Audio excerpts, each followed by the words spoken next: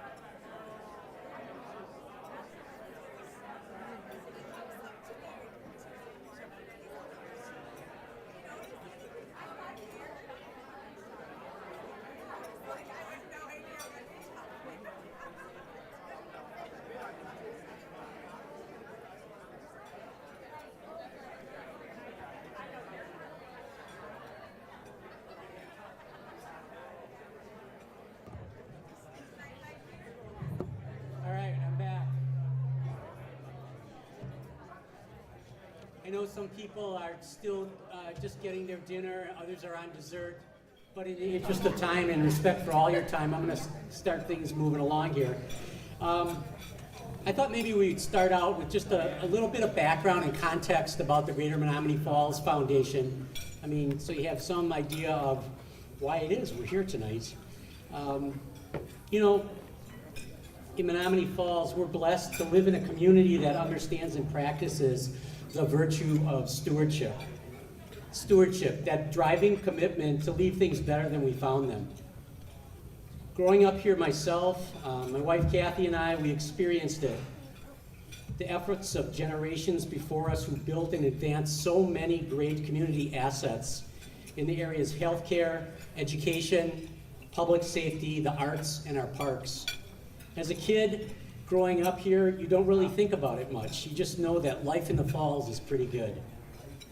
But then you grow up, and you start a family of your own, and when you look around at your community, you're suddenly so grateful for all that's been done by those who have come before us. So what do you do with that gratitude?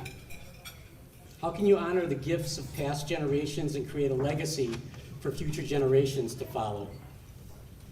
For Kathy and I, it brought us to the Greater Menomonee Falls Foundation, an organization that provides a platform to invest in a wide variety of community initiatives now and into the future. The foundation was organized back in 1991 to provide a long-term sustainable resource for meeting community needs. Founded and sustained by volunteers, the foundation is a tax-exempt public trust that supports our community in a variety of ways. Through many individual donations, both large and small, and the investment gains from the foundation's endowment, the Greater Menomonee Falls Foundation is able to fund grants to area nonprofits who work so hard to address health, safety, cultural, educational, and environmental needs in our community. 12 of those organizations are spotlighted tonight and highlighted in your program. They've been highlighted on our screen. The brochure at your place tells a little bit more about all of those organizations. I encourage you to take a look at that. There's also a brochure at your place telling a little bit more about the complete story of who we are, what we do, and how the Greater Menomonee Falls Foundation can help meet your current and long-term giving goals. You can also visit our website, www.fallsfoundation.org, and we encourage you to consider how the foundation can help make a difference in the community we love. The foundation is run by a volunteer board of directors, and I'd like to take a moment to recognize those people who so generously commit their time to this worthy cause. Could the foundation board members please all stand? You can stand.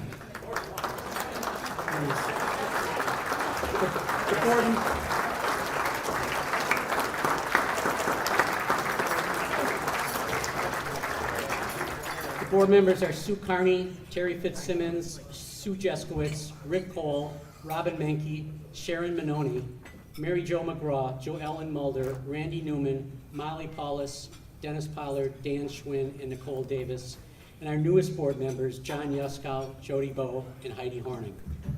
We thank them for all of their service to our community.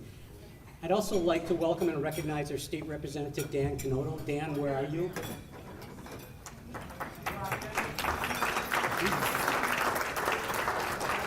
Dan has been a very loyal supporter of the foundation, and we thank him for all of his support as well.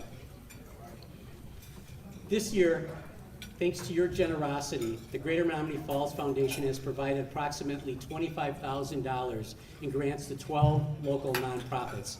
And as I said, they're listed in your program with a little bit of a description about them and what they do. These organizations work tirelessly to support the citizens of our community. Please take a moment to see where your donations can make a difference. In addition, we continued our support of the Village Park renovation with an additional $10,000 donation toward our pledge of $50,000. Over the past 10 years, the Greater Menomonee Falls Foundation has provided over $330,000 in grant support to our community. Of course, none of this would be possible without our donors, all of you, The majority of donations to the Greater Menomonee Falls Foundation are less than $100.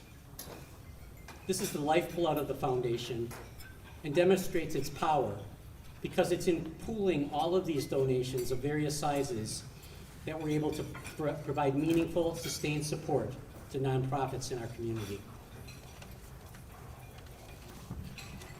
I'd also like to acknowledge members of our Founders Society. These are individuals who have made a $10,000 gift to help sustain the mission of the Greater Menomonee Falls Foundation, and their names are also listed on our brochure at your place. But this year I'd like to especially call out and recognize our newest members, Eric and Angie Nelson, who joined the Founders Society this year. On behalf of the Greater Menomonee Falls Foundation, we're extremely grateful to you and all our donors for your generous support of our community. Thank you very much.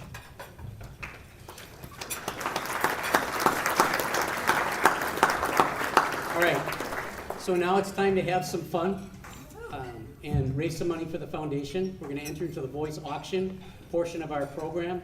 I'd like to invite Ed Schlump forward to assist us with this year's voice auction. Please bid aggressively and generously. Remember, your contributions allow us to support so many organizations that make our community great. And if Ed can come up, we also have some folks that from our board that are going to be spotters, if they could get in position, and we'll turn it over to Ed.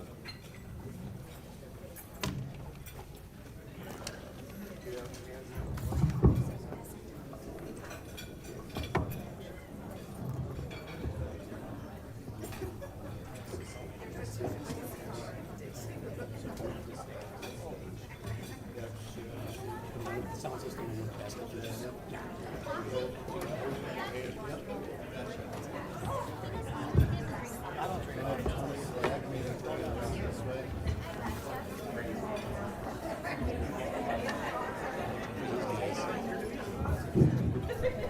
I want to test this sound system before we begin.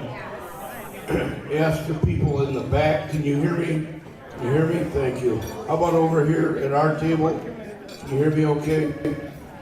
All right, I prefer to move around among the tables, but we're restricted here with the microphone and the cord.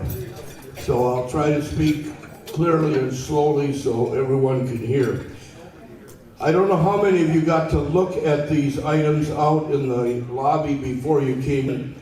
Some of them are really beautiful, and the descriptions that are written up are really well done. So I'm going to, if you'll allow me, I'm going to read some of this information because I know none of you got a copy of this and many of you did not see them out in the lobby.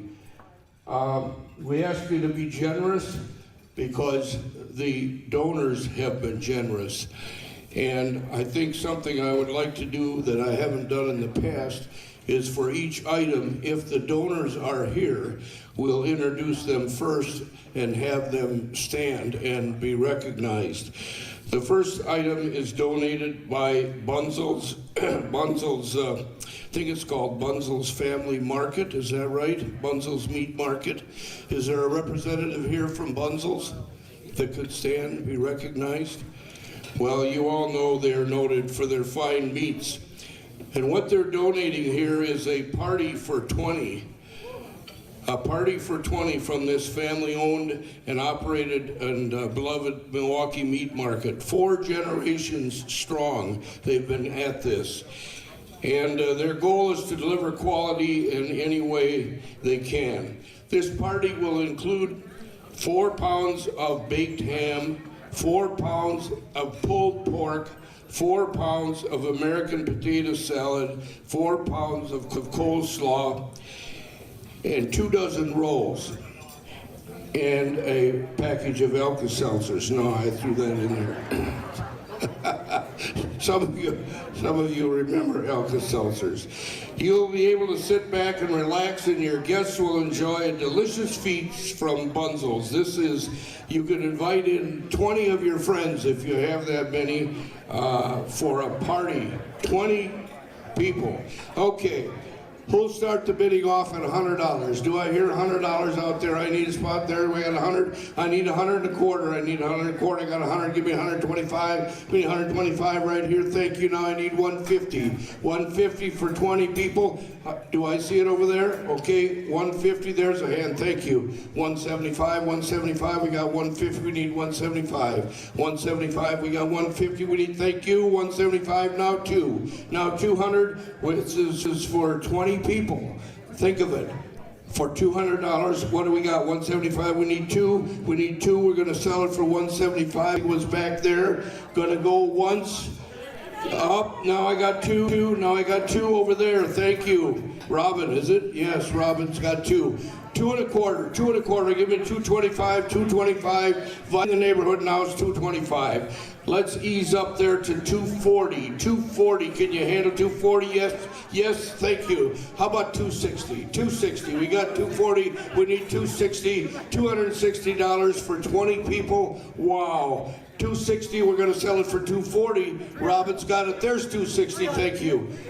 300. Thank you very much. $300. Anybody want to go over 300? We're going to sell it for 300 unless I hear 320. Unless I hear 320. Going once at 300. Going twice at 300. Sold right over here. Thank you very much, sir. Thank you. The next item is a cocktail cruise. A cocktail cruise. This one is donated by Mike and Lynn Bauman of New Homes, Wisconsin. Are Mike and Lynn here? Mike and Lynn Bauman? I think they've donated things in the past too. At any rate, they're going to ask you to join them for a Lake Michigan and Milwaukee River cruise. They have room for 6 on their boat and will provide snacks, beer, and wine as you cruise down the river and out on Lake Michigan. If you've never been out on the water, it'll give you a whole new perspective how beautiful Milwaukee really is. You can plan your cruise for weekdays, evenings, whenever available. Plan for several hours. They're listing a value of $700 for this event. So given that from Mike and Lynn Bauman, let's hear a bid of $250 to start off this cruise. $250, I see a hand back there, thank you. Give me 3, we got $250, I need 3. This is for 6 people. Oh, there's a hand back there, is 3. Now give me $350. $300 for the cruise. I got $350 from Todd. Thank you. $375. Do I hear $375? We got $350. $375. Yes, yes. Thank you. $400, Todd. $400. $400, Todd. Todd says yes. $425. $425 for the cruise. We got $400. Do I hear $425? Do I hear $425? There it is, $425. Now I need $450. $425. On Lake Michigan. I assume this boat has got a, is this a pontoon boat? It doesn't say. I'm not sure. I'm sure it's got a roof, right? Or a, what? In case, a bimini top, there you go. All right, where are we at? We had 400? 400 right here. Now we're here for 4 and a quarter. I was at 400. We got 4 and a quarter. Do I hear 450 there? He says yes. Yes, 450. I need 475. 450 is the bid. 450 is the bid. Do I hear any higher? Do I hear any higher? We're going to sell it at 450 once. And there's 450. Now I need 475. I got 450, 475, 475. Is that Dan back there? Oh, next. Okay. For at 450 with Todd, do I hear 475? We're going to sell it going once, going twice. Thank you, Todd. Paula's $450. Here's a neat one. This is called the Lasagna Lover's Delight. This is donated by Pat Antrim. Is she here? Pat Antrim? Pat, there? Is that Pat? Oh, is she here? I'd like to recognize her. Well, at any rate, she is saying treat yourself to 6 lasagnas. Now, that's not all at once. This is throughout the year. Crafted with skill and layers of savory goodness, paired with a bottle of red wine, this package brings an Italian-style dining experience right to your table. To finish off your menu, add a salad, and you will feel like you're dining in Tuscany. Contact the chef to decide which months you would like to enjoy this. In other words, you're going to get 6 of these during the course of the year. So you can pick out when you want them delivered. 6 wonderful lasagna dinners, donated Pat. All right, who will start me off here at $150? $150, and this is designed to serve, I think it says 6 people. Or somebody told me before it would be for 6 people, so you could invite in the neighborhood. Do I hear a bid back there at 150? All right, he'll give me 2. He'll give me 2. We got 150 for 6 lasagna dinners scheduled throughout the year. 150. Come on, folks, we can do better than that. Do I hear 2? Do I hear 2? I'm going to put the side and come back to it if we can't get more than $150. Thank you, waving the hand, $200. Do I hear 2 1/4? Do I hear 2 1/4? 2 1/4 for the lasagna dinners. We got 200 back there. Do I hear 225? 225. There's 225. Now I need 250, 250, 250, yes, 275. We got 275. Is that a yes? Yes, it is. 300. Do I hear 3? 3's even. 3 1/4, 3 1/4. We got 300. We got 3 1/4. Anyone else want to bid? 3 1/4? Yes, thank you. Now I need 350. 325, 350. 325, 350. We're going to sell it at 325. That's back at our table. Does that mean you're inviting me to? Oh no. Okay. 325, right? Once, twice, sold. Thank you very kindly at 325. Now this one is really unique. I don't know how many of you, seriously, how many of you stopped to look out in the lobby at this Menomonee Falls cribbage board? Not very many people got to see it. Oh, what a shame, because this is really a phenomenal thing. I'm a cribbage player, and I just thought I've got a cribbage board, quite honestly, that is etched on a walrus tusk from Alaska. When we got married, my wife Mary and I, one of my best friends from college, gave us a cribbage board, and it's what is it, scrimshaw, they say? Scrimshaw engraved on a walrus tusk. There's a lot of ways you can make a cribbage board, but this one is of Menomonee Falls, of the village. And some of you realize that once upon a time back in the 50s, Menomonee Falls was just a very small place. But this cribbage board created by Ed Newman, by the way, is Ed here? Is Ed here? Want to recognize him? He's not, okay. But anyway, he handmade this cribbage board, and it's distinct because it brings up so many memories of our village's history. As you play the game, you meander through the streets and neighborhoods from the early days of Menomonee Falls history. For those who grew up during that time, it is sure to bring up wonderful memories of your youth. Others will delight in searching for neighborhoods of friends and family. When you place the winning peg, you will land uptown at the 4 corners. That's where the game ends. It also comes with a card and peg case that is adorned with the same map of the village. Even if you're not into cribbage, you got to look at this on the way out tonight because it's really a work of art. All right, I don't know where to start on this, but I'm going to ask for $100. Who'll give me $100? I see 100 back there. Do I hear 150? Do I hear 150? That's handmade cribbage board. 150. Thank you, sir. 175. Do I hear 175? We got 150. Do I hear 175? I see a hand. Thank you. 2. I need 2. I need 200. I got a 175. 200. 200. I see a hand up. Thank you. 225. 225. We got 200. 100 back here now. 2 1/4. 2 1/4. 250, who'll give me 250? Who'll give me 250 on the one-of-a-kind cribbage board? Yes, sir. Thank you. 250. 275. Do I hear 275? We got 250. Got to go to 275.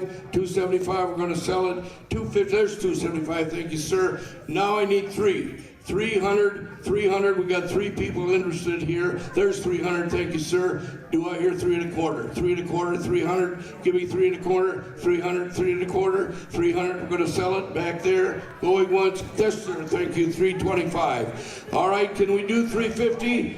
Yes, sir. Thank you. Thank you. 350, 375, 375. We're not going up any less. From 350 to 375, we're going to sell it 350. Oh, I see a hand. Oh, somebody got in over here. Thank you. I didn't look that direction because we didn't have any earlier bids. Is that you're at 375?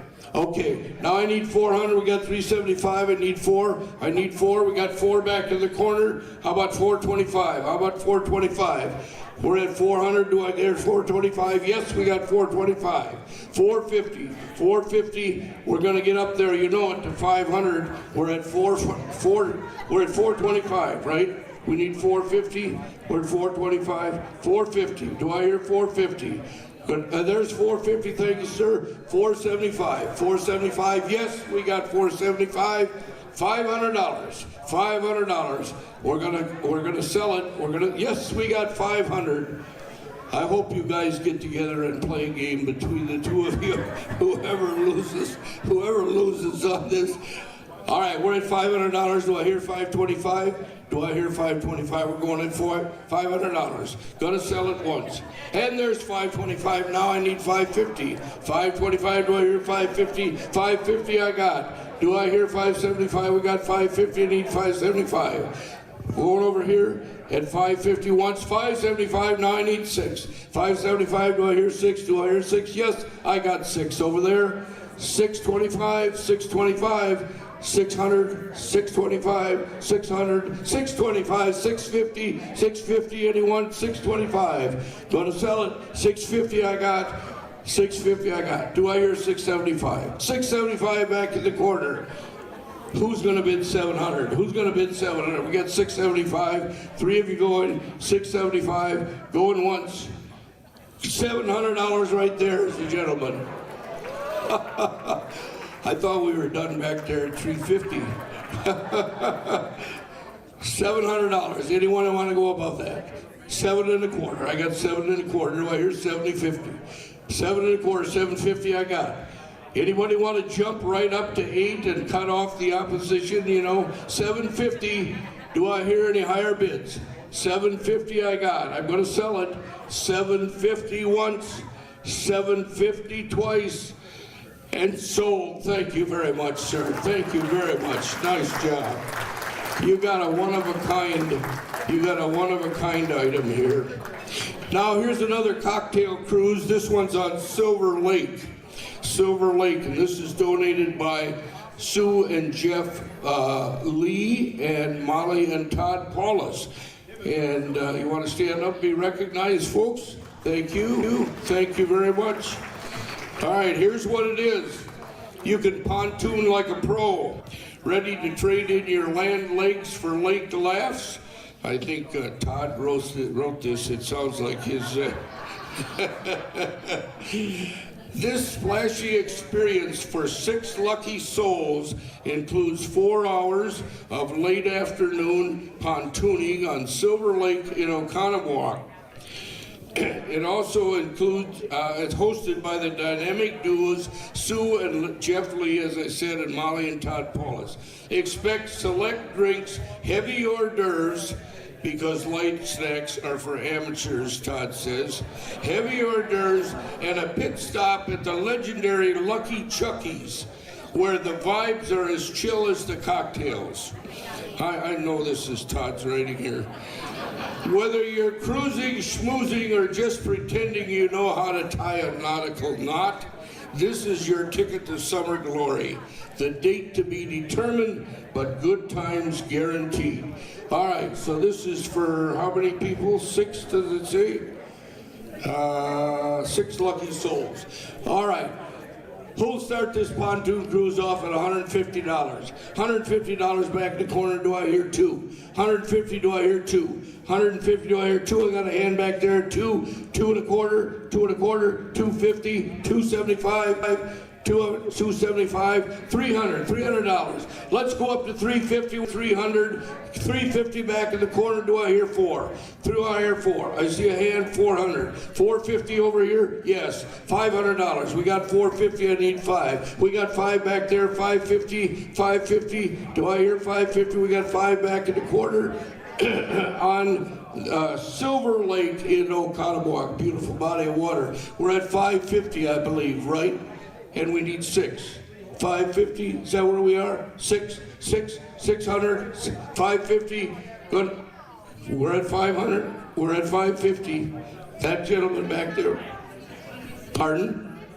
We do have 600, okay. 600, I need 650, now we got 600, I need 650. 600, I need 650. Anybody going a bit more? 600 going once? 600, 650 is back there, now I need 7. 650, we go to 7. 650, we go to 7. Cheap at twice the price. There's 7, there's 7. Now I need 750. She's bidding against you, I need 750. He looks like he's stopping over there. 7, he's raising a drink. I'm not sure that's a bid or not. What did we say, 700, right? Gonna sell it once, twice. Sold for $700. Thank you very much. Okay, the final item. I wished I was young enough to be able to partake in this, but this is a pheasant hunt. One of the Midwest's premier shooting clubs is offering pheasant hunting in a variety of terrains. This is donated by Jeff and Monica Schultz, by the way, and I think they've done this in the past. Are Jeff and Monica here? They are. There we are. Okay, stand up, be recognized. Thank you. Thank you, folks. This is the, where's the name of it here? River Wildlife, is that the name of the place in Kohler? Yes, River Wildlife in Kohler, okay? It's a one-of-a-kind Wisconsin experience. This prestigious facility is located along the Sheboygan River. You will enjoy a 20-bird hunt. 4 persons are involved in this outing. It's guided. You'll get a professional guide and dog included. And it's got to be done, though, between the 1st of October and the end of December. Lunch is also included at the lodge and refreshments as well. What a deal. Thank you to Jeff and Monica. All right, so this is for 4 persons, guided pheasant hunt. Who'll give me $200? Who'll give me $200? I see a hand back there. Do I hear 250? I got 250. Do I hear 3? I got 250. Do I hear 3? Do I hear 250? We got 3. We got 250 back in the corner. 275. Do I hear 275? 4 people again. Remember, I see a hand. 475. 275. Now we need 3. 3 I got, 3 and a quarter, 3 I got, 3 and a quarter, 3 and a quarter back there. We got 300. I need 325. I need 325. I don't want to miss anybody out over there. 325. Yes, sir. Thank you. 350. Do I hear 350? We got 325. I need 350. We got 350. There's a bid back there. 375. I got 375. How about 400? How about 400? Is that who I think it is back there? Yeah. $400 I got, now I need 425. Yes, we got 425. 450. 450, we got 425. We need 450. 425, we got 450. This is quite an outing up there at this Kohler facility. I wished I could still hobble out there. We're at 4 1/4 with this person. Yes. Do I hear 450 from anyone? We're going to sell it. 425. Boy, last year it went for a lot more. That's the 450. Wait a minute. Didn't he have the 4 1/4? And then you said 450, and so you got to go 475, and you're going to do that. Now I need 5. I got 475. I need 5. You know, at my age, I can't remember like I used to, but I know it's 475. How about 500? Even 500. Even, Stephen, 500. No, we're going to sell it? Yes, we got 500. 525. 525. He's back there bidding. There's another hand. Yeah, 525. 550. 550. We're going to sell it. 525, I know that's less than it went for last year. I think it's less. I wasn't here last year, but I was, somebody told me it went for 900, but I can't remember. I'm not sure. We're at 525, is that right? Going once, going twice. Thank you very much, sold, and thanks to Jeff and Monica Schultz, and thanks to everyone for listening.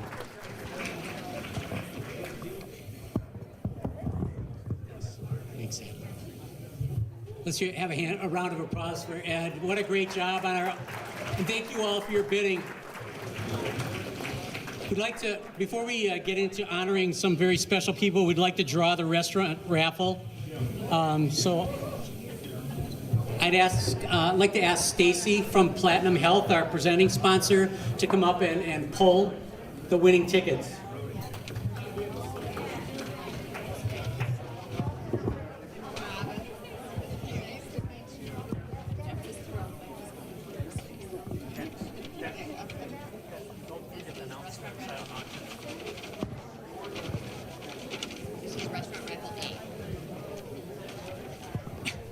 This is Restaurant Raffle A. Okay, the number is 86916-382.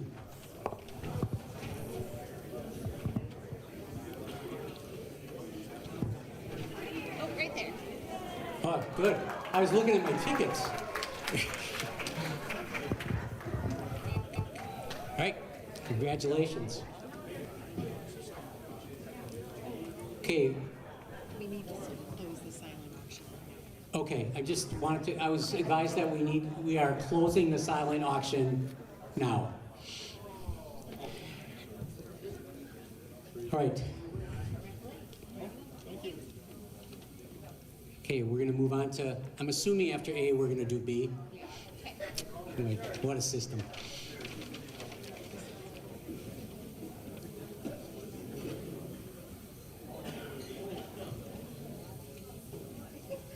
Thank you.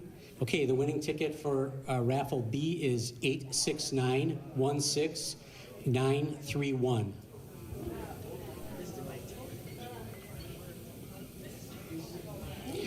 Eight 6916931. All right, congratulations. You want the ticket? Trust him.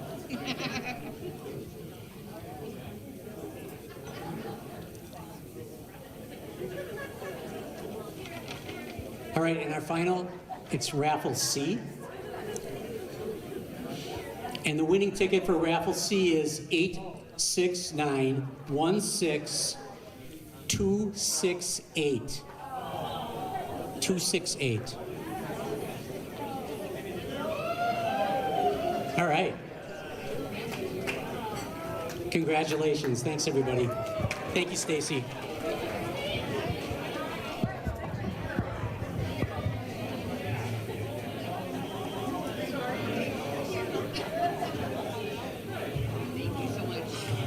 Thanks. All right, and now we're going to move into the most important part of the program and our main reason we're here tonight. I'd like to invite Sue Jeskowitz back to the stage to introduce tonight's honorees. Sue?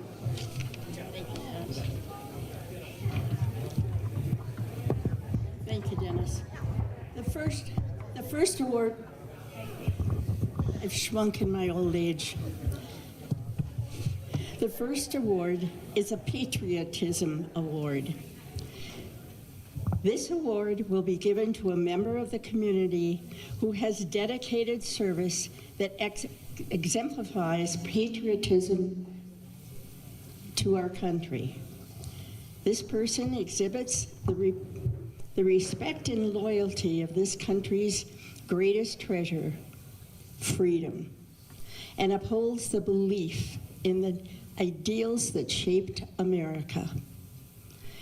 He or she possesses the epitome of Americanism and continually promotes the standards of what it means to be an American. The previous winners of this award, and please stand if you are here, and I believe some of you are here: Stan Larson, Bob Otzelberger, John Lukowski, sorry about that, Wally Kangas, Dawn Maricel, and Raymond Grants. Congratulations to all of you once again. This year's Patriotism Award winner is Tom Branta. Would Tom and the person who nominated him please come up?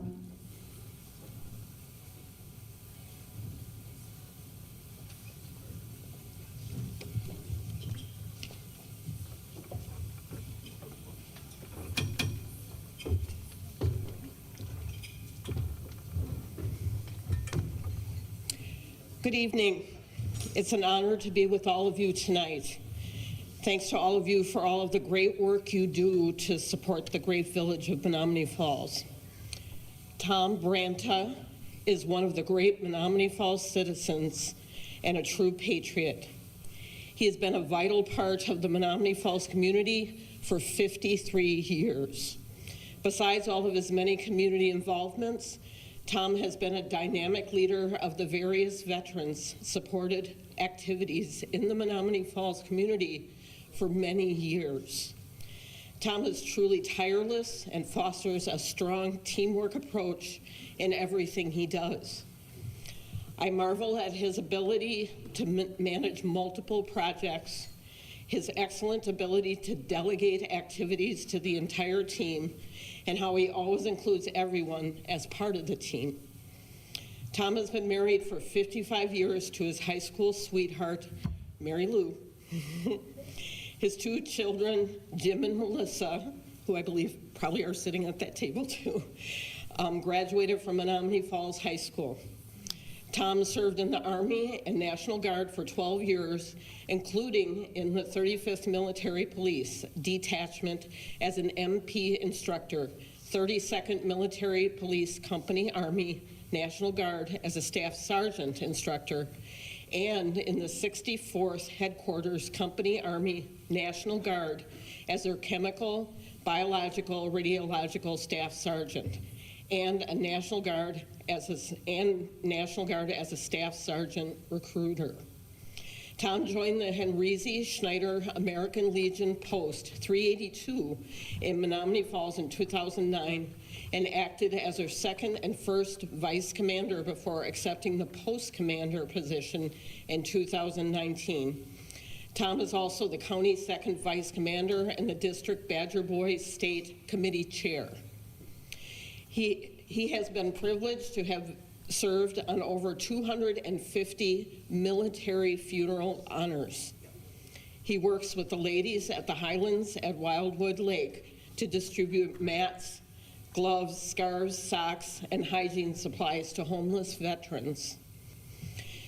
Through various fundraisers, he is able to distribute cash donations to the Milwaukee Homeless Veterans Initiative. He partners with the American Red Cross to provide blood drives for the Menomonee Falls community. He visits numerous assisted care facilities and memory care facilities over Memorial Day and Veterans Day to meet with veterans. You will always see Tom participating in the Memorial Day, Independence Day, and Christmas parades. As a commander of the American Legion Post, he is a vital member of the Planning and Implementation Committee of our village's annual Memorial Fest. Over Memorial Day weekend, Tom was privileged to go on the Stars and Stripes Honor Flight in 2019 and is currently participating in the Stars and Stripes Ambassador Program. He is acting as a supervisor for the Waukesha Health and Human Services Department's Volunteer Reception Center. He has also acted as president of his own church, Hands of Hope, and provided over 50 hot meals to the men of the guest house in Milwaukee, along with bag lunches at the Ronald McDonald House and pizzas to the Fisher House. I personally have been extremely thankful to Tom for his unending support of the Veterans Memorial Tribute Ceremony that we hold at the World War II and War Dog Monuments in Village Park every Memorial Day weekend. His message to the community, as well as the Gold Star family members of our village, every year during this ceremony is always very heartfelt and profound. He brings tears to my eyes, every year with his unending support and respect of veterans, Gold Star soldiers and family members, as well as the entire community. We should all be very thankful for the devotion and enthusiasm that Tom exhibits in everything he does for the Menomonee Falls community. We are all so very lucky to have Tom in our midst. Thank you, Tom, for all you do. It's so very much appreciated. Thank you.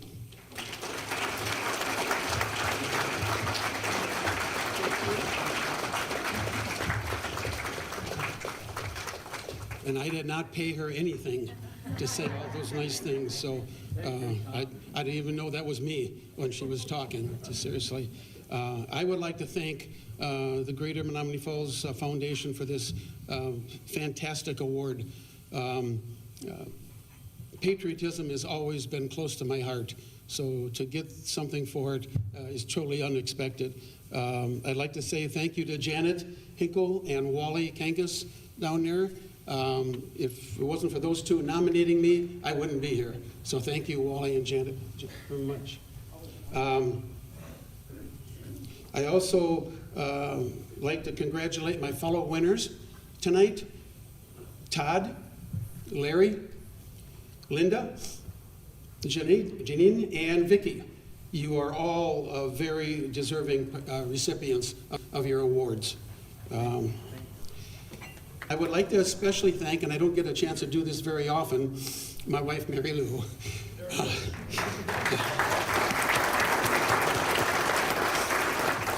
And my friends, my family, and my post-382 family. For your lifetime support. No matter what you try to do, you never do it alone. And when you get support from people, it really, really helps. I am blessed in many, many ways. In 1962, I went to my parents. I was 14 years old, and I asked them to sign a transfer for me to go to John Marshall High School. I lived on 92nd and Lisbon. I was in a Washington district. My sister went to Washington, all my friends went to Washington, and I wanted to go to Marshall, and I did not know why. I didn't know anybody there. I was going there as an 8th grader, but I am so fortunate that I did go there because I met Mary Lou, and 55 years later, we're still married. So again, there was a reason I went there. I don't know why, but that was it.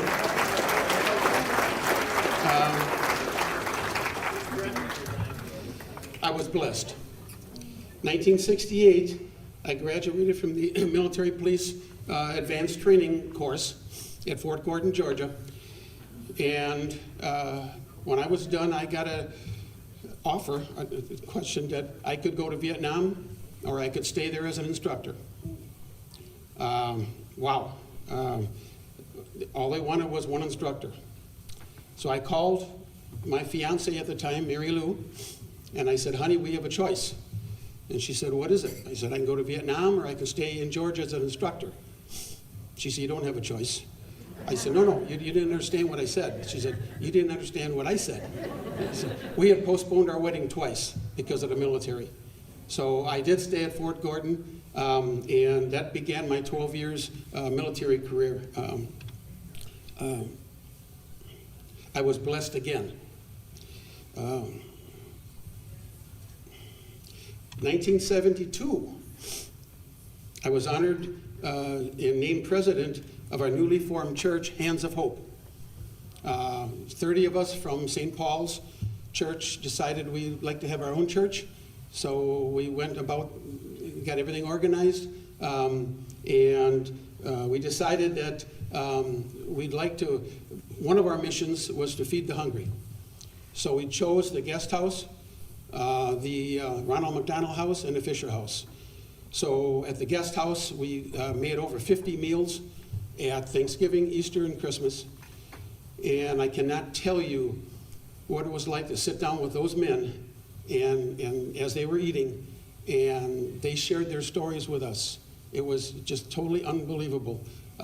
It was a venture that I'll never forget. At the Fisher House, we decided we couldn't serve food, but we made pizzas, par-baked pizzas, and so they always had pizzas in their refrigerator for almost 7 years in a row that we did it. But the Ronald McDonald House was something special. As you well know, most of the kids there are very ill.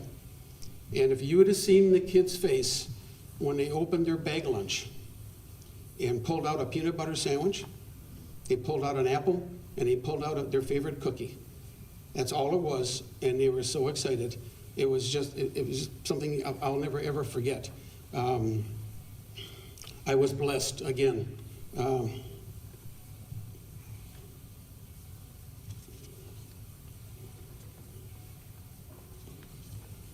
2008, I joined the American Legion Post 382, as stated, as the second vice commander, and I made first vice commander.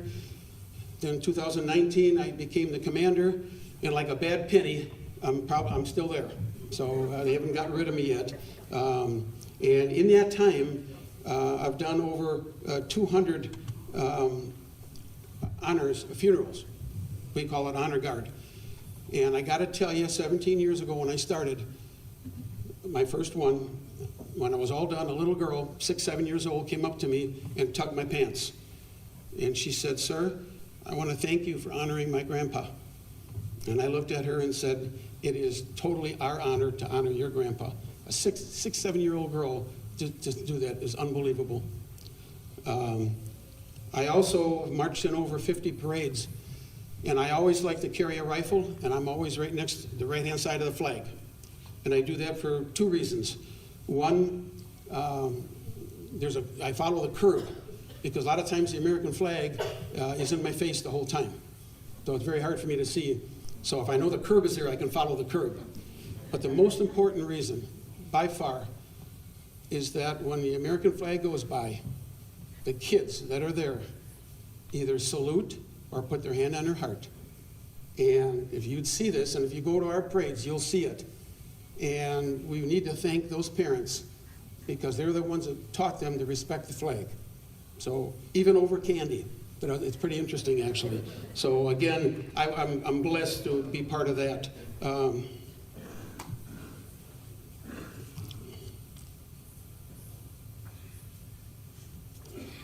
Yeah, I'm even getting ahead of myself. That's pretty good for those of you that know me. 2019, I was honored to go on the Stars and Stripes Honor Flight, as Janelle mentioned, and my guardian was my son, Jim, and that day is a day that we will never, ever forget. I don't know if any of you out here have been on the honor flight, but I'm sure you'll agree with me. It's a day that you just never forget. It's something that all veterans should go on. All veterans should go on that. I'm also very lucky to be a member of the Ambassador Program for the Honor Flight. The Ambassador Program, there's 25 of us veterans that give the final salute to terminally ill veterans that cannot go on the Honor Flight. We go to their homes, we go to the hospital, we go to nursing homes, we go to hospice, and to give their final salute. And there again, if you would see the reaction of those veterans getting a salute from 25 veterans, and the reaction from their families, it's totally unbelievable and well-deserved. We've had a number of those veterans die within a week or 2 after we've given the final salute. So it's very, very apropos to take care of them like that.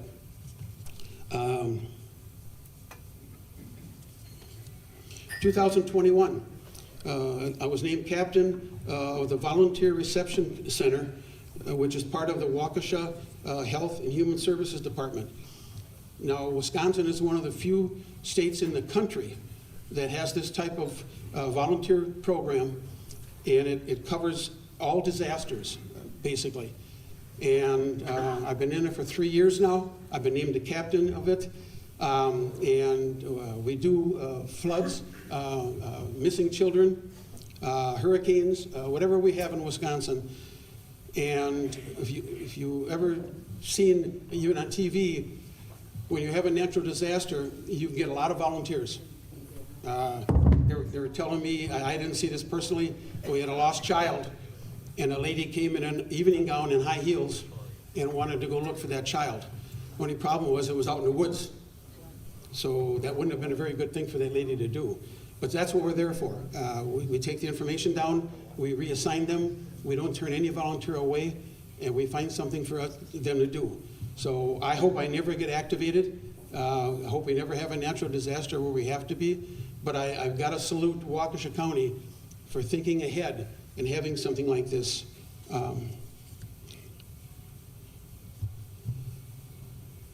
I have received so much more than I have given out. It's just unbelievable. I would like to say Memorial Day. We ask you all on Memorial Day to always remember a veteran who paid the ultimate sacrifice for our freedom. I would like to ask you,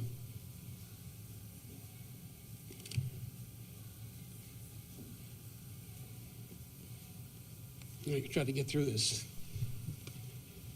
Anytime you see this flag fly in the sky, thank a veteran who gave his or her life so that we have the privilege of flying that flag. Thank you.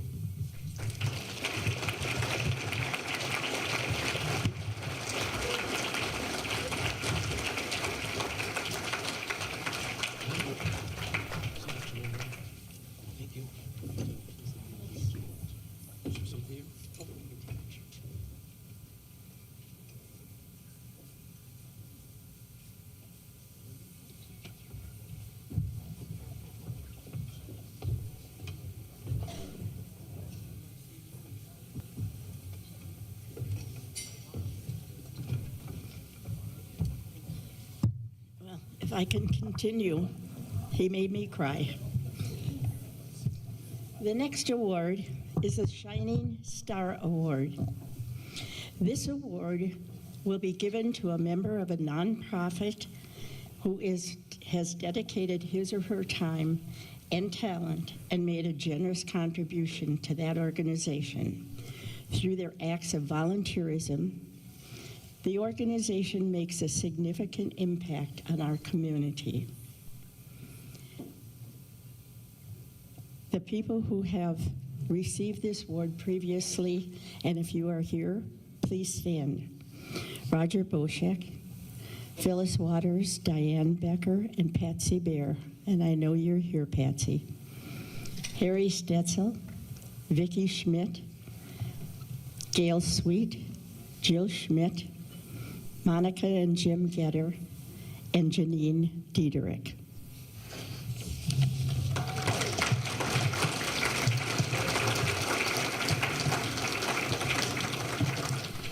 This year's Shining Star Award winners are Linda Bonell, Janine Matusik, and Vicki Reichner.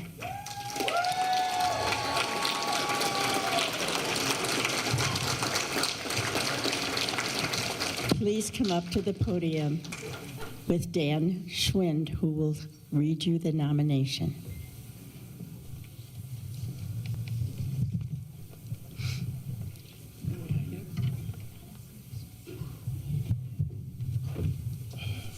Here we go. Good evening, everybody. For those that you know me, my name is Dan Schwinn. I'm the current board president for the Menomonee Falls Food Pantry. It's my pleasure to tell you about these three women who share this year's Shining Star Award. Although individually, they have volunteered in many capacities within our community, the common thread that links them is the work they do for the Falls Food Pantry. These women are longtime residents of Menomonee Falls. Linda and Janine worked outside the home while raising their families and volunteering. Janine and Vicki made time to support the St. Ben's Meal Program for years. Linda has been an active volunteer in her congregation. Not long after Janine started volunteering at the pantry, one of the volunteer leaders retired. Janine was asked to take her responsibility as an interim director. In that role, Janine was not only responsible for the day-to-day operations, making sure the pantry had volunteers for various shifts, and coordinating the volunteers who picked up donations from local stores. Soon the pandemic set in. The pantry had only days to pivot and completely change the way they served our clients. She was quickly joined by Linda Bonnell and Vicki Reschner, and they became a solid partnership, each taking on essential complementary roles. Between the state's Friday shutdown and the pantry's next service day, Tuesday morning, volunteers led this team, made sure the pantry never missed a day of service. Ultimately, they decided to split their volunteers into two separate teams to prevent the potential of food cross-contamination, one for Tuesdays and the other for Thursdays. Despite the unknown risks, Linda, Vicki, and Janine stepped up to oversee the pantry's operation. Vicki took on sanitizing the pantry before and after shifts. Janine headed up Tuesday crew, while Linda became Thursday shift supervisor. As the pandemic eased, they all took on additional key roles. Specifically, Janine did the purchasing, arranged food drive deliveries, coordinated donations, pickups, and arranged volunteer pickups in the emergency food assistance program, responding to clients' inquiries. Linda took responsibility for our mission pickups, where the pantry sends food to our past Best Buy date to other area nonprofits who can use the food. One of them, which is a teen cooking program. She does this year-round. While she waits for volunteers to arrive to pick up, you can find her cleaning the pantry, organizing work areas, sorting food, and attending to a myriad of overlooked but necessary tasks.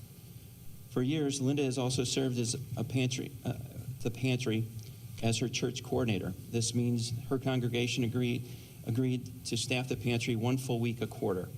Thus, each time her church came to their turn, she had to recruit and schedule volunteers to work at the pantry. This meant dozens and dozens of calls, texts, hours, conversations, answering questions, as well as filling last-minute substitutes. Janine is best known for how she greets every client who sets foot in the pantry, making them feel welcomed, appreciated, and loved. Janine is a walking encyclopedia about clients who she serves on Tuesdays. She knows not only their name, but also the names of everyone in their household, their medical condition, nutritional needs, their family highs, lows, and even the pet's complete history. She treats everyone as though they were truly much-loved best friend. Internally, that is why she's called Mother Teresa of Menomonee Falls. Janine's outgoing nature might make it possible to overlook Vicki and Linda's indispensable behind-the-scenes contributions that they all daily on a year-round basis. In addition, their leadership roles, Linda took on sole responsibility to manage our home-delivered food pilot project. Since July of 2023, the pantry established an effort to get food delivered to homebound clients. This took weeks of planning and preparation. This is where Linda emerged as a project leader. We originally intended that we would rotate the lead positions, but given the unknown territory, Linda continues to shepherd this operation, make improvements, and even recruit and train backup volunteers. This also means another extra day at the pantry besides her Thursdays and Mondays. Linda's dedication to the love of the pantry, clients, and volunteers is easily missed as she takes a low-key approach to her work. Yet her contribution to every bit is critical to the pantry's existence. She is the embodiment of the servant leader and shies away from the praise or attention. She is a particularly effective manager. With patience, she welcomes and carefully trains volunteers. When someone might struggle with a project, she is quick to offer special training or even find a different, more suitable task while preserving their dignity. One small example of Linda's servant leadership is every Thursday, she personally cleans every cooler and work area. Linda does it herself, never asking anyone else to do that. She does this at the end of a very long 11-hour day. This small act essentially keeps clean and healthy environment in the pantry.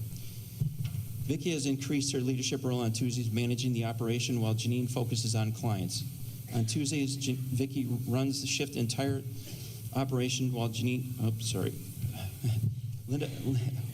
Linda, Vicki welcomes, trains, and supervises volunteers, maintains sufficient supply of working inventory while greeting drop-in donors and guests. However, she does not stop there. On almost a daily basis, you will find Vicki at the pantry moving in donations left over in the drop-off area to make sure that there is always room to accept more. Recently, she added picking up donated bags of food at local grocery stores.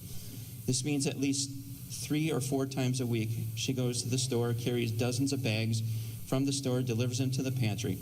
While there, she carefully patrols the building, catching any little project needing attention and addressing them herself when nobody is around to see or know her omnipresent service. She is there so often that we joke that she is addicted to the pantry. As volunteers, these 3 ladies not only took on responsibility that most other pantries pay people to perform, but they also bring a very special heart to their work. We are convinced that many come here just not because of the food, but also for the love of these 3 convey on not only a personal, but also the way they train our volunteers and care for them. Over time, we have come to clearly see that they are three legs of a stool. It is impossible to recognize one without recognizing all of the others, all to whom truly deserve recognition, especially due to their valiant efforts and dedication before, during, and after the pandemic. I would like to close in a word from the recipient of the Menomonee Falls Food Pantry. I would like to take a moment to express my heartfelt gratitude for the kindness and support you have shown my daughter and I. Your warm personality and unwavering assistance has truly made a significant impact on our lives. Every time we visit, your friendly smile and genuine care for us feel welcomed and valued. Thank you for helping our immediate needs, of course, but it is truly uplifting knowing that there are people like you in the world. It gives us strength and hope for our future. Thank you.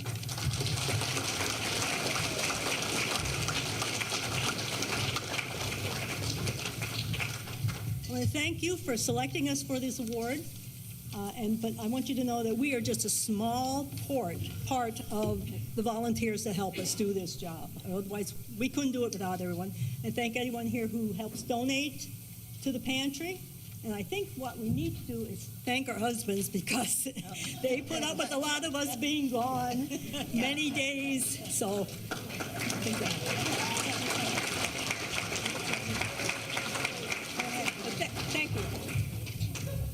Goodness.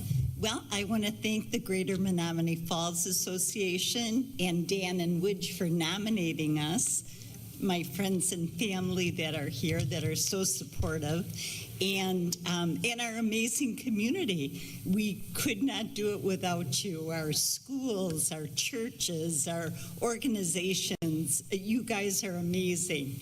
That saying, it takes a village, well, it sure does. So thank you, Menomonee Village of Menomonee Falls. Yeah.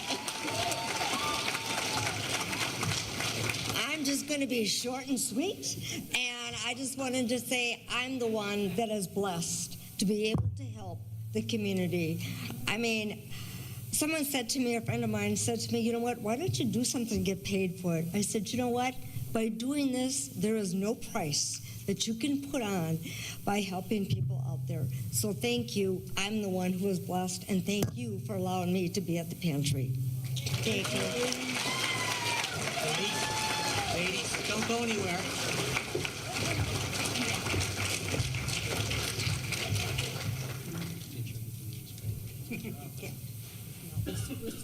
Oh, so pretty. Thank you. Thank you. Thank you. Let's take a picture. Let's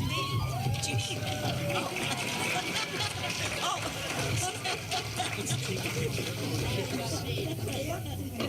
She's taking off. Janine, Should we do it down here? We could do it. Oh, okay. All right, girl. All right.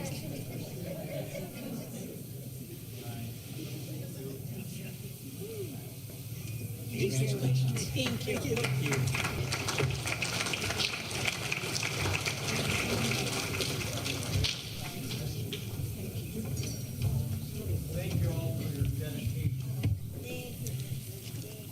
The next award is the Unsung Hero Award. This person has worked behind the scenes quietly and selfishly, contributing positively to the quality of the community life. His or her caring acts and humanitarian activities may be performed individually or in support of an organization's goals. The previous winners were, and stand if you are here, Leroy Bilo, Bob and Diane Collin, Russ Knoth, Monica Schultz, I know you're here, Rebecca Dombrowski, Cecilia Valentine, Carl Horning, and Bonnie Giroux. This year's unsung hero is Larry Podowski. Larry and his nominator, Terry Fitzsimmons, please come to the podium.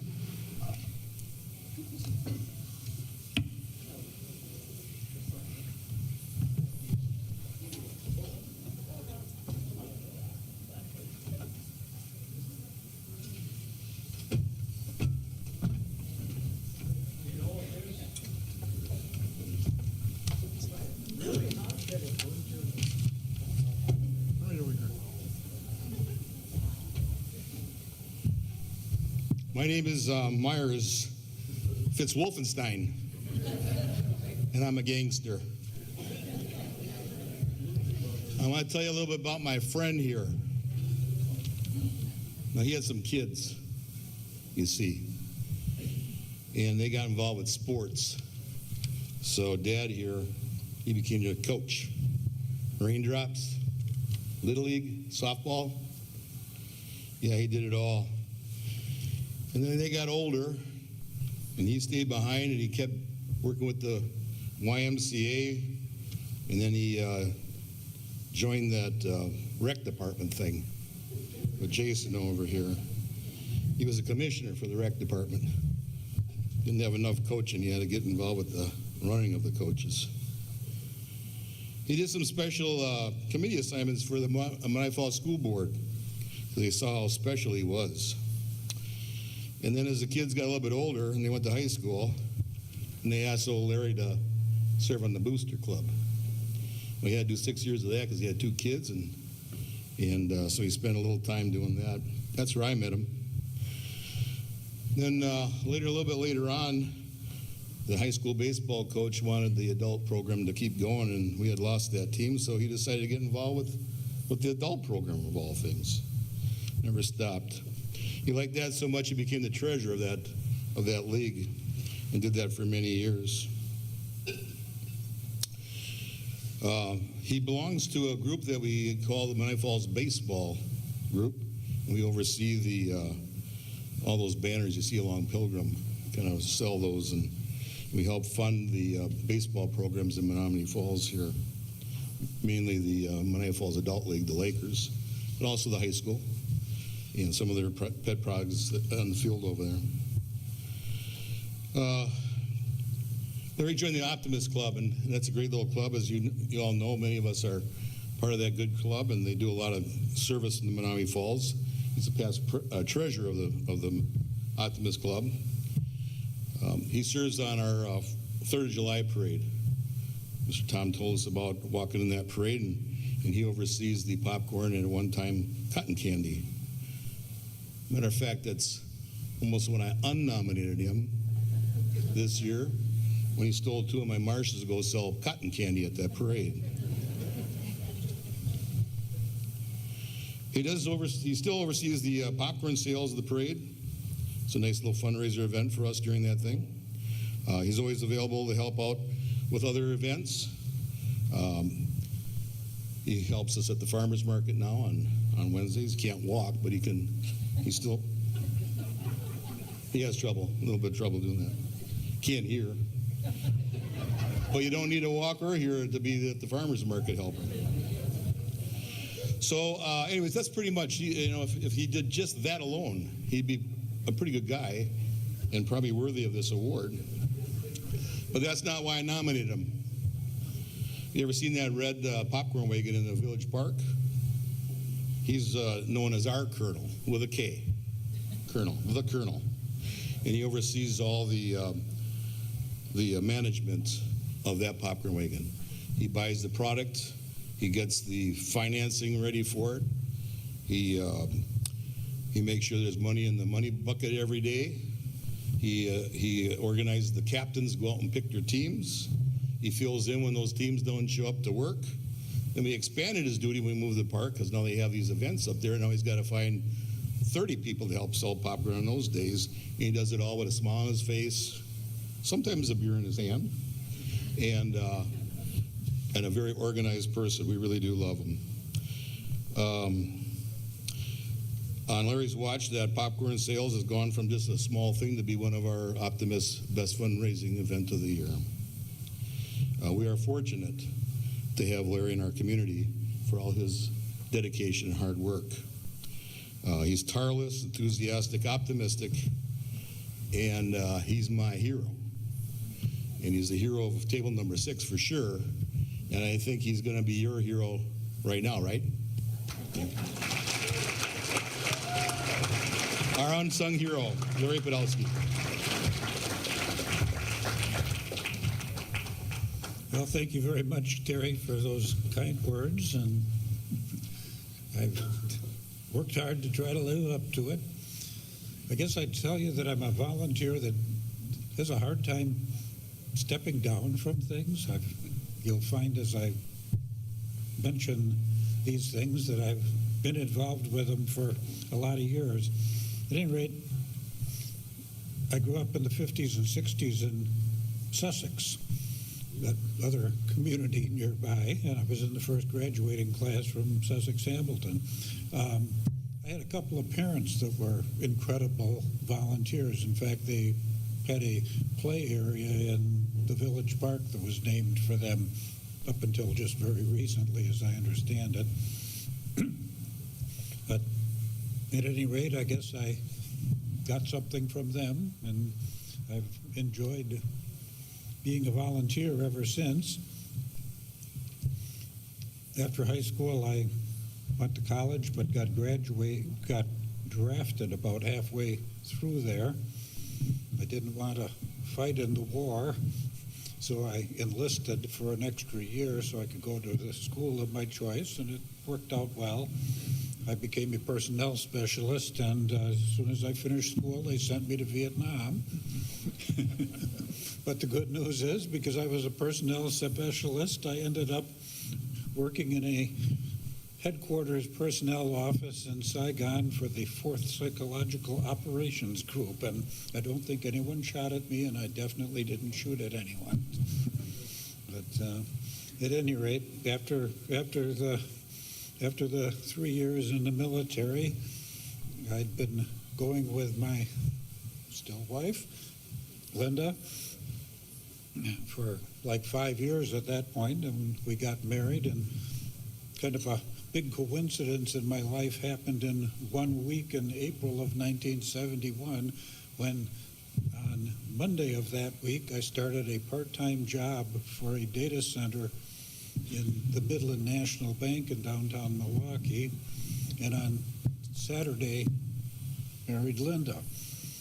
Well, 54 years later, it's been a great lifetime with Linda, but that little data center, slowly but surely, and after being sold, it became Fiserv Inc., the company that has their name on a forum downtown in Milwaukee. So, and I worked for them for 44 years. As I said, I do things for a long time. But anyway, then to get to my volunteer type things, I guess Little League was probably where I started. I mean, I had done some little YMCA teams and stuff like that before that, but Little League was where I really got started. And after a couple of years with my son, who moved on to the high school, and then 3 years with my daughter, who moved on to the Falls Angels program, and then 1 year with my daughter's friends that were still in Little League, I moved back and did 4 more years with my niece. And so 11 years of Little League. In the meantime, I was the parent representative for my daughter's Falls Angels team, which that was the very beginnings of Falls Angels. As most of you probably know, Falls Angels is still a very super healthy program for girls fast pitch softball to this day.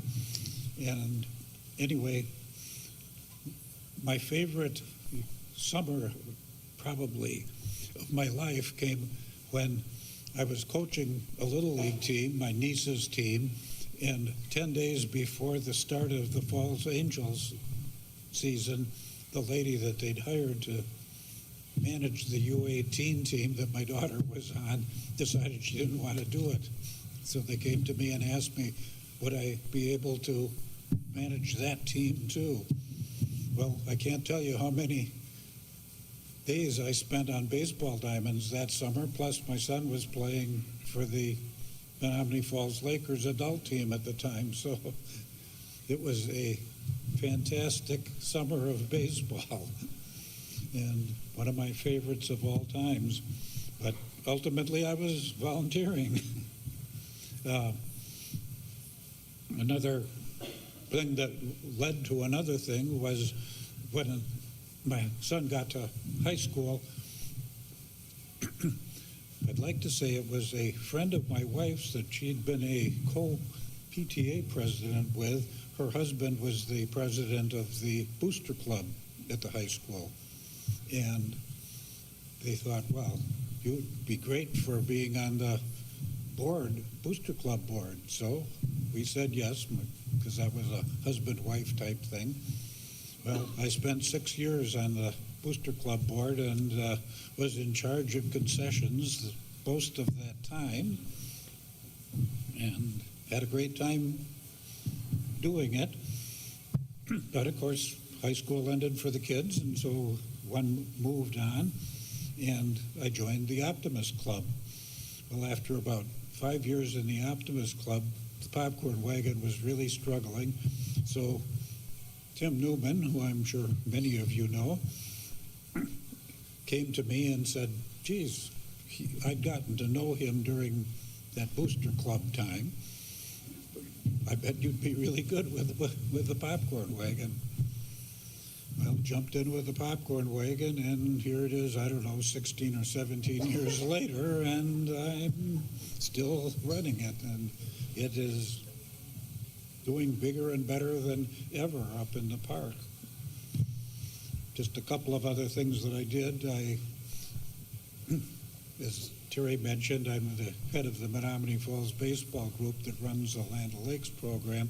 But when I first started with the Lakers team, when my son was playing for them in the 98 through maybe 2004 or something like that, I got to know the guy who was running the team outside the fence, the administrative stuff, the concession stand, and he wanted to step down, and well, would you do it? So I stepped in and got involved. That got me going to league meetings, and eventually the commissioner of the league said, got to know me, and would you like to be the treasurer? Well, I think it was more than 20 years that I was the treasurer of Land O'Lakes Baseball League. And also in the mid-90s, I think it was my brother-in-law, Bill Biggis, who's sitting over there, said, he had gotten on the rec commission. Why don't you do that? I bet you'd like it. Well, I got on it, I don't know, in 96 or 97, and they disbanded the commission, so I probably would still be on it if it didn't get disbanded in 2020. But it was, was a truly incredible trip with the Rec Commission, because the Rec Department was just a little operation with, I guess I would say, weak leadership, and the head of the Rec was the athletic director at the high school. And eventually that person said, we need to hire real people to do this, capable people. They did it. And of course, our head of the Rec is sitting over there today, Jason Husline, and it is a fantastic operation that watching that go from the little thing that it was in the mid-90s to where it is today, just incredible. And it's a reflection of our community is what it is. But anyway, so those are ideas of things what I've been doing, and I must admit I've enjoyed every minute of it. And thank you, Menomonee Falls Foundation.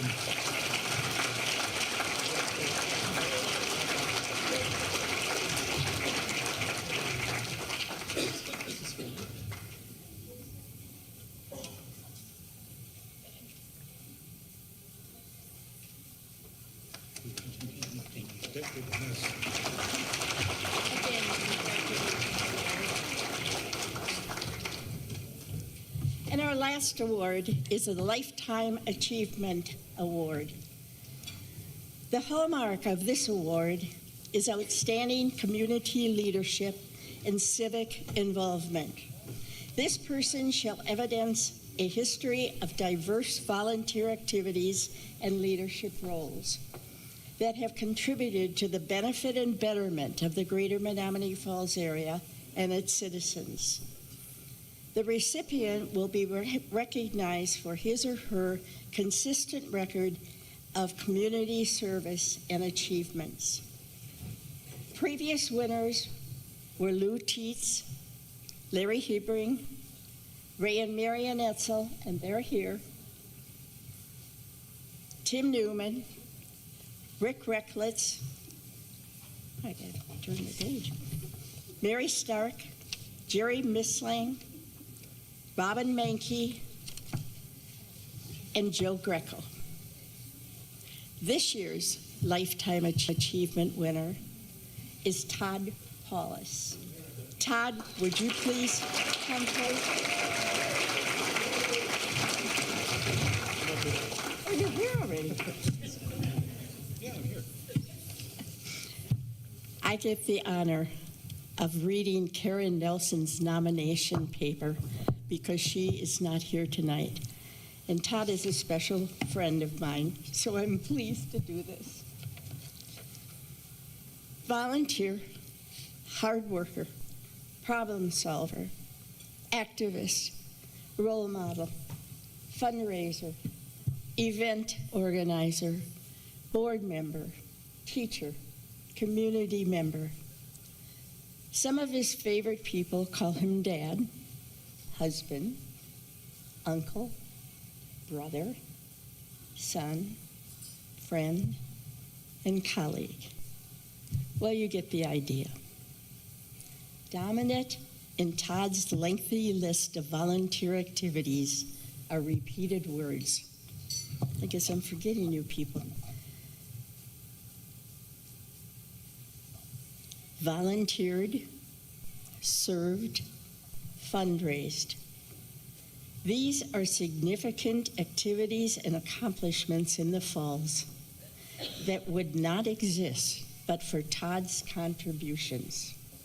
For example, his 25 years of chairmanship of the Optimist Club Scholarship Golf Outing, resulting in more than $250,000 in scholarships. His participation in fundraising for the all-inclusive playground and splash pad at Village Park. His leadership in junior achievement.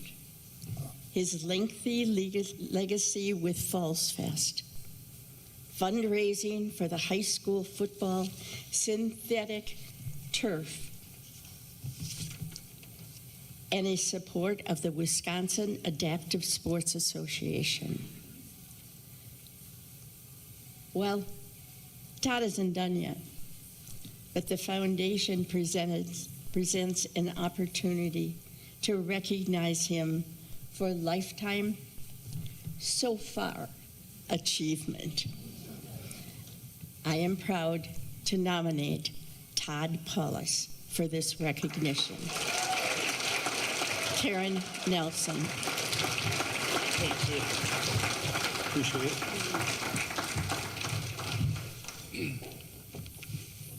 Wow, those are words. God, I need to set you straight, though. I was not in charge of that description. That was Sue Lee over there, so. Okay, thank you. Two simple words, but very powerful. I'm honored to receive the Lifetime Achievement Award tonight from the Greater Menomonee Falls Foundation.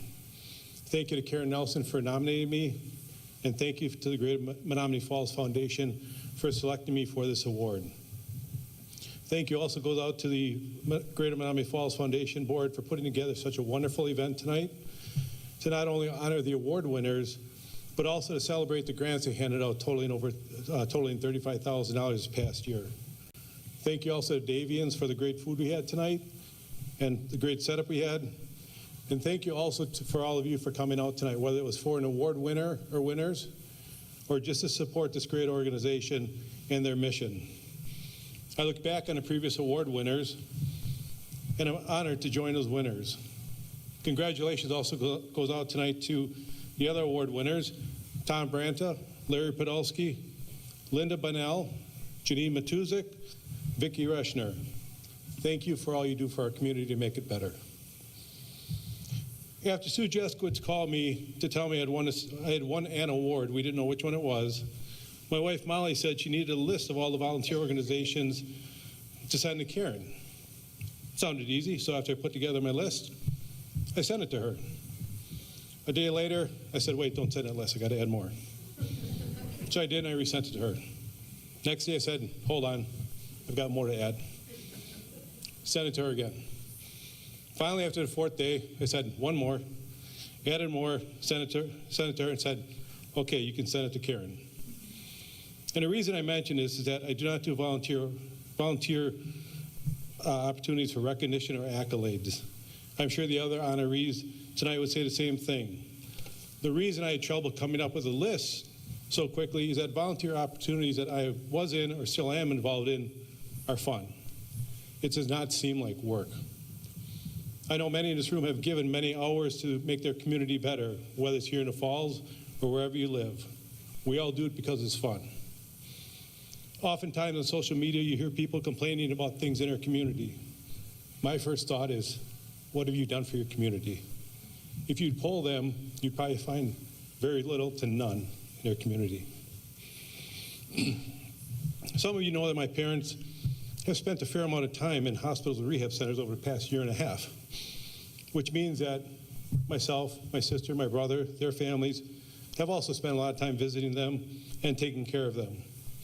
And I say this because earlier this year when my dad was in the hospital, I was on the hallway passing time, and I came across a quote that sums it up well. It says, "That's when I feel most alive, when I'm helping people," from Paul Farmer. I grew up in Grafton before moving to Menomonee Falls almost 29 years ago when Molly and I got married. While growing up, my parents, Rich and Joanne Paulus, who are here tonight, which I'm excited, sitting right here in front, as well as my brother and sister and extended family and friends, they showed us, my sister, brother, and myself, the value of volunteering. If things needed to be done, you did it. That's how you made a difference in your community. We have all done it in our communities. So thank you, Mom and Dad, for instilling that in us. In looking back on the two biggest volunteer opportunities I'm involved in, those two words, thank you, mean so much. That's why I do what I do. The first one was fundraising for the Optimist Club Village Park Play Area, which is not easy. After our club had discussions with the village about the opportunity, it was a simple decision for our club to move forward with it because it fit perfectly with our club's mission, bringing out the best in kids. We were a year into it, COVID hit. We had to halt fundraising. We could not go out and ask businesses for money or people. When businesses were shut down, people were out of work. As we came out of it, we had to pick up things and move forward. We had some bumps along the way, but figured out a way around those bumps. Once the fundraising was complete and the building started, it was great to see progress, to see how our hard work was paying off. And once it was completed, we had a ribbon cutting ceremony on Friday night. The amount of people there that night was our thank you. Although some verbalized a thank you to our committee members, while some did not, to see the looks on the kids' faces as they use that park was all our committee and our community needed. And every time I drive by that park, because I live over there, and see the usage by families, it gives me great pride to be a part of it. And as Sue and Karen mentioned earlier too, I'm chair of the Optimist Club Scholarship Golf Outing. We've raised over $250,000, as Sue had mentioned, to help seniors further their education. And this year we had a record $22,000 that we raised. Many here have participated in the event or helped on a committee to help plan it. But successful events do not happen through the work of one person. Although I chair the event, I surround myself with a great committee that helps make it fun as we raise money. Typically, a week or two after the event, we invite kids who won our scholarships to attend one of our morning meetings. Volunteerism is a major facet used to determine who wins the scholarships. To hear what these kids are involved in is just amazing, and they still have time to go to school.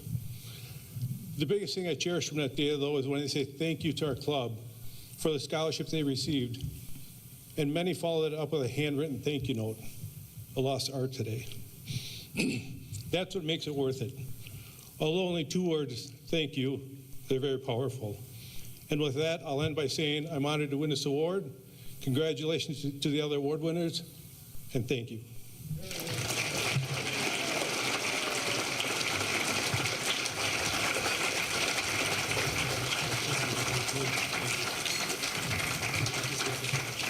And again, congratulations to all of the award winners.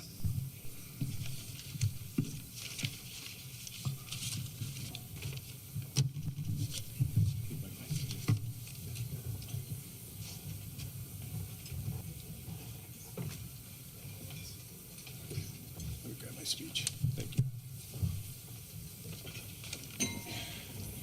Okay, just very quickly, if we could have all of the award winners just come back to the front of the room. Don't sit down. And I invite Dan Nodal up to the podium. We have some citations from the state legislature that we would like to present to our award winners, and we'll do that rather quickly.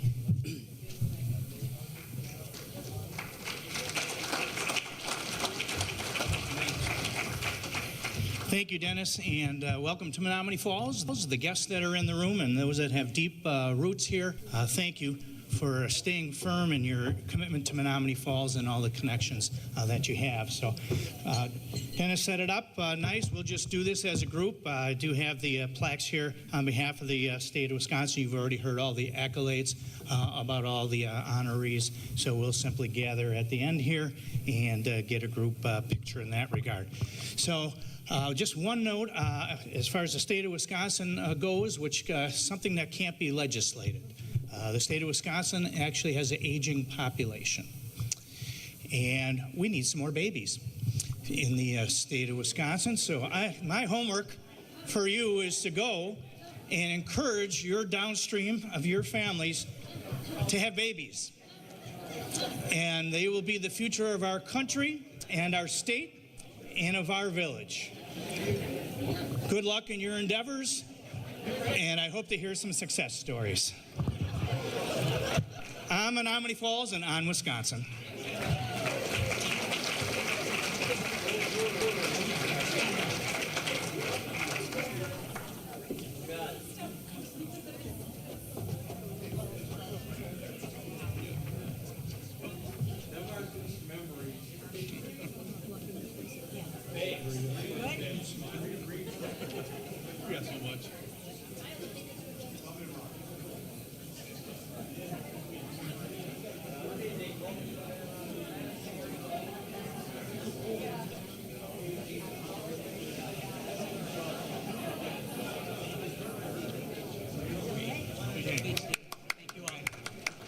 give another round of applause for all our award winners. Again, congratulations to all our award winners, and thank you for your extraordinary commitments to our community. You know, when we talk about leaving a lasting legacy for generations to come, you're the role models that we look to, so thank you. I'd like to also thank again our sponsors, our platinum sponsor, our Platinum Health, gold sponsor, Uptown, Robin's Nest, Nyes, Menomonee Properties, Edward Jones, our silver sponsors, Shelley's Hallmark, Tiffany and Terry at Shore West Realtors, Dennis and Kathy Pollard, Pollard General Counsel, Menomonee Falls Baseball, Hanson Soft Water, Piper's Piggly Wiggly, Culver's, R&R Insurance, and our bronze sponsors, Town Bank, Hopyard Ale House, and Bank 59. I also have to extend an extreme debt of thanks and gratitude to our Ovation Committee. This event was phenomenal. It's been one of our largest events ever, and it wouldn't happen without this committee. Robin Menke, Molly Paulus, Mary Jo McGraw, Sue Jeskowitz, Nicole Davis, Joellen Mulder, Sharon Menomonee, Jody Bowe, and Kathy Oleg. Thank you all very much. And special thanks to Davians, and I have to say also to Chris at Falls Cable Access. Without him, you would not have heard any of us tonight. He did a phenomenal job on the sound, so thanks, Chris. He really went above and beyond to fix our issues, so thank you. Also, at your places, there are centerpieces, and those are for some lucky winner to take home. So the process is basically at your table, pick a number from 1 to 30 at each table. The person who's closest without going over, take the centerpiece home and enjoy it. Also, if you are won an auction item, live auction or silent auction, you pay at the desk. See Jody and Dan at the desk under the clock in the lobby. Finally, to remember to build a sustaining fund for the work of the foundation, we need many donations of all sizes. Please take some time to reflect and consider a donation to our community foundation. Be assured it'll make a meaningful difference for someone in our community, perhaps a friend, family member, or neighbor. You can donate to the foundation using the envelopes that are at your table, or at our website, www.fallsfoundation.org. Please give us your consideration. Thank you for your support and for all you do to make Menomonee Falls a great place to live and work. Good night, and have a wonderful evening.